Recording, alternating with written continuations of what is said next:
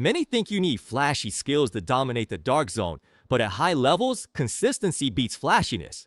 In Joker tournaments, it's vital to track each team's situation for better map awareness. Team B, 4 players, Tier 5 and 6 gear. Team A, 3 players, Tier 5 gear. Team C has 3 players with 5-piece sets plus a 6-piece set. Team D has 1 player with a 6-piece set. In previous Joker rounds and Ching 2 tutorials, some fans kept saying there was too much team info to remember. So here's the simplest yet smartest trick. Just take a screenshot. At the start of the round, pay attention to the fans' actions when reviving and changing outfits. Stepping out gets them targeted immediately.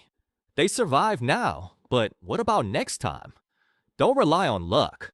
Most King 2 tutorials emphasize staying put early to avoid giving away your position. This prevents easy deaths and helps you gather intel to strike first. This is vital in high-level play. Flashy highlight plays, like rushing specific angles early, don't work in high-level matches because they're silent. For example, when rotating and swapping gear while the enemy turtles on defense, quickly rotate to the other site. The respawn player is at a huge positional disadvantage and easily pinched by nearby enemies. We're at the studio now. Listen closely. Someone's firing here, and we can hear White Wolf's bot going off like crazy, which means things are really chaotic on the second floor. If we rush out from the corner right now, we'd have to go through a long corridor, and from above on the second floor, the reading area on the first floor, or even the corner by the negatives, there are all sorts of spots where we could get shot at directly. So it's better for us to push forward a bit later, making full use of the information the bots give us about enemy positions. That way, we can figure out roughly where the enemies are headed, adjust our strategy in advance, and move with the bots instead of just hanging around or probing aimlessly. We hear them coming from the first floor, hitting the mid-stairs landing, an odd spot, so we set up and pre-aim the corner. Here's the bot advantage. If the enemy finds this area unusually quiet, they'll get more cautious. Once cleared, we head to the second floor, hear bot gunfire ahead, and set up to observe. Don't rush blindly. We spot the enemy right behind the bot, but we're not sure if there are more teammates behind them. To play it safe, we toss a grenade first. At this point, we notice the enemy is pretty bold and charges straight at us, so we quickly throw another grenade around the corner to block their position. If they keep pushing, we move left and aim forward. If they don't push, we wait for the grenade to go off and then swing right to throw another grenade.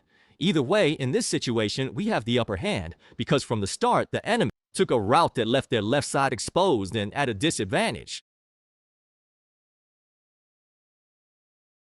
After taking them down, quickly push forward and use your ultimate to avoid getting shot in the head from behind if there are more enemies. Quickly regroup, reload, and heal up, then move up and peek to check if there's anyone ahead holding an angle.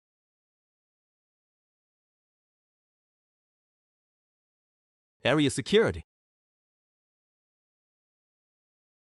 Here, we can hear that the drone on the second floor of the library has been stolen. It's possible the enemy did this on purpose to bait us and set up an ambush. So, we decisively give up on taking the second floor and choose to go through the first floor instead. Since we already checked the second floor earlier and there was no one there from our direction, taking the first floor now is much safer. All we need to focus on is watching the first floor of the library.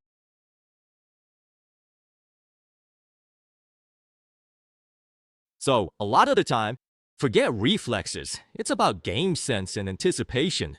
One enemy's left on the library's second floor. Let's fake a move first. Turns out it's just the boss without any gear. Let's just let him go and give him a way out.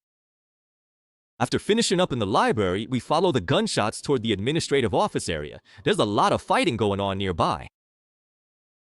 Someone's below us in the close, so let's deal with them first.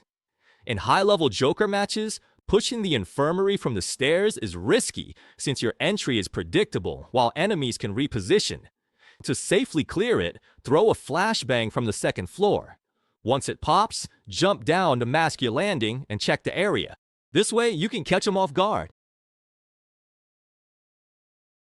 At this point, we can hear fighting still going on in the warehouse direction, so we keep moving forward, dealing with the closest threats first.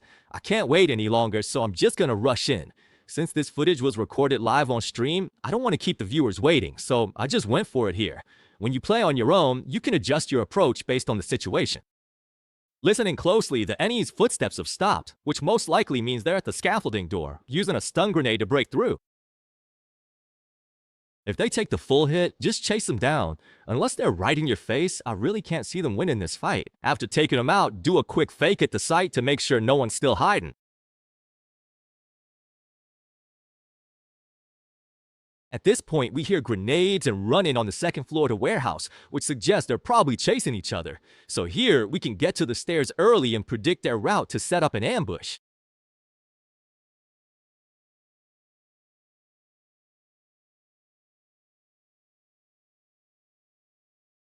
People think enemies in spectator mode look clueless, but they play much better in person.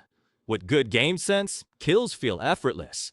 Players lacking awareness won't understand what they're missing, even with flashy aim. They just complain. To thrive in high-level matches, stop focusing on reckless rushes. Low-level fast pushes are just for show. If you use them as a learning model for high-quality games, you'll barely improve.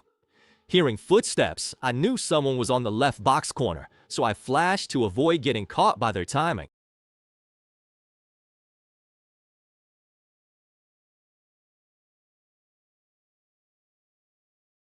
Hearing footsteps, I knew the enemy was behind the box, a common spot. Pull back to avoid their timing. They misjudged the distance, putting themselves in a tough spot. Handle this like we did with White Wolf at Chow. No need to recap.